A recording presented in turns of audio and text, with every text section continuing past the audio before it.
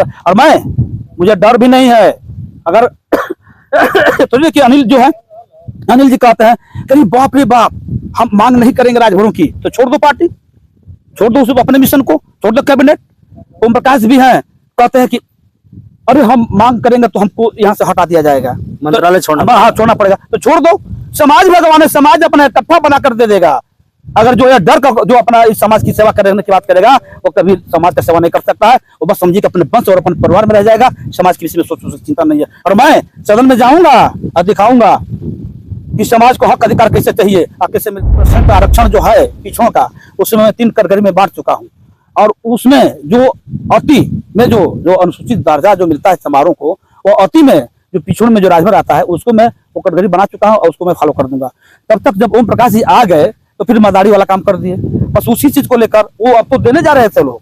तब तक ये कहे कि आरक्षण मेरे द्वारा पास हो रहा है, मेरे द्वारा पास हुआ, बस वो रुक दिए, क्योंकि लोग जान गए लोग कि अगर आरक्षण देंगे हम लोग, ये पूरा चारों आउट कर रहा है। और उसके बाद जब ओपन कर दिया कि नहीं हम दे रहे हैं, बस बीजेपी वहीं पर रुक दिया। तो आरक्षण उसी में दे दिया होता लोग, तो ओम प्रकाश को नहीं लेते। अगर रहता आज हमारा शायद हो सकता है कि बीजेपी के द्वारा बहुत समान राजभर को मिली। खासियत की बात करेंगे, अगर मैं 15 वर्ष मिसेस प्रधान भी रही है, मैं ब्लॉक प्रमुख भी रहा हूँ, हमारी भी पूरी जनता से पूछ लीजिए, हर जगह पूछ लीजिए, कोई दाग लगाने वाला नहीं है। लोग मुझे गाली देते हैं लोग कि अपने लिए क्यों नहीं बनाया, तो हमने भी कह रहा हूँ कि सिकंदर बादशाह हमारे इस हिंदुस्तान का एक किंग था। अब मरते समय जब देखा कि इस धरती में कुछ नहीं है, एक व्यक्ति मरा और उसके बाद देख रहा था या पाइस था, देखा तो कहा कि वो कुछ नहीं है। हम ये जो कर भी रहे तो किसके लिए? अगर ये जन्म हुआ तो समाज के भला के लिए हुआ है, और जो भला नहीं कर सकता है ना भाई साहब, उसको पद नहीं चाहिए, वो घर बैठ। काफी दावा किया करते थे चुनाव को जीत को लेकर, तमाम हलचलें हुई, आप लोगों ने पूरा कटास किया, कोई और कसर नहीं छोड़ा उनको हराने में, चुनाव में उनको हरा दिया गया। लेकिन अब क्या लग रहा है कि बीजेपी के साथ तालमेल कब तक उनका बना रहेगा? बीजेपी में आप खुद नेता हैं। देखिए ओम प्रकाश अगर आप लोग बात करते हैं तो ओम प्रकाश देखिए सबसे बड़ा भगवान समाज है, और जब समाज किसी को साथ देती है तो वही भगवान बनता है, और भगवान नहीं बनता है, भगवान तो सभी लोग हैं। ओम प्रकाश को समर्थन पूरा समाज ने दिया। आज ओम प्रकाश को वहां पर पहुंचा दिया गया कि ख्वाब भी नहीं सोचा जा सकता है तो आप पहुंच सकते हो। लेकिन अगर आज पहुंच गए, और ओम प्रकाश की जो भी नीति नियत है, हर एक पब्लिक, हर एक जनता वो जान चुकी है कि उनकी मानसिकता क्या है, और वो अपने मानसिकता को अगर त्यागेंगे नहीं तो वो उनकी अब राजनीति का अंतिम पड़ाव चल रहा है। और रहेगी बात, अगर आज बीजेपी में मैं 14 से आया हूं और आरएसएस मुझसे उठा के लेकर आया और खाली बीजेपी मुझे चलाती होती तो शायद हो सकता है क्या ओम प्रकाश यहाँ तक नहीं आते। ये भी बता दे रहा हूँ। कारण क्या है कि 2004 में लोकसभा चुनाव में उस समय लड़ा था कि ओम प्रकाश के पास कोई औकात, कोई पावर, कोई क्षमता, दम भी नहीं था कि ओम प्रकाश मीन्स कौन सी। मानसून को हमने दिया था, 3 लोगों को लड़ाया भी था। माननीय मुलायम सिंह बाबू जी को उस समय चंद्रदेव राजभर लड़े थे, 6 बार यहाँ उतरे थे, उसके बावजूद भी बीजेपी लड़ी थी। भरतलाल राही लड़े थे, वो 48,000 पाए थे, और मैं उस समय 52,000 वोट पाया था। और सिर्फ मुझे चला दी होती ना तो मैं समझा दिया होता कि आज ओम प्रकाश की औकात हैसियत क्या है।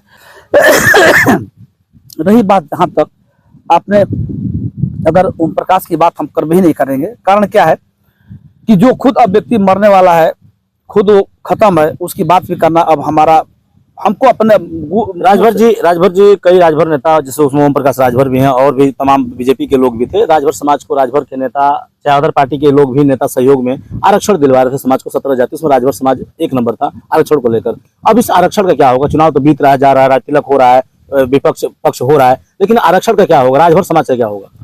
देखिए आरक्षण तो मिल गया होता हम लोग को 2017 में, 2017 में आरक्षण मिल गया होता।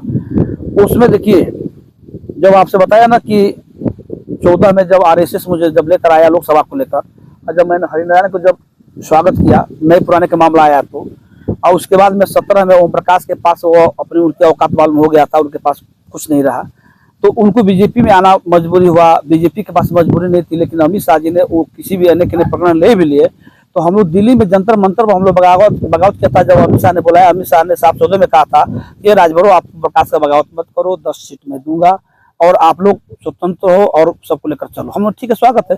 लेकिन आज एक भी सीट अमित शाह जी ने नहीं दिया। मैं चैलेंज के साथ करना चाहता हूँ अमित शाह जी से कि आपके साथ राजभर अब क्यों रहे, क्योंकि 17 में अगर यह जो है कहने में कि अगर ओम प्रकाश राजभर नहीं अगर आए होते तो आरक्षण की बात की उसमें आरक्षण मिल गया होता, क्योंकि राजनाथ सिंह ने भी कहा था कि केंद्र की सरकार है, प्रदेश की सरकार आप लोग बनाओ।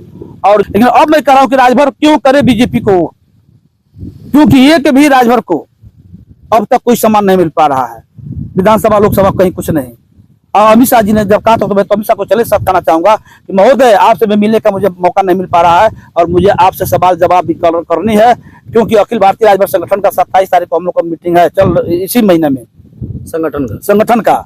और फिर एक बार संगठन के माध्यम से आपसे हम लोग मिले थे और फिर आपसे हम लोग मिलना चाहेंगे।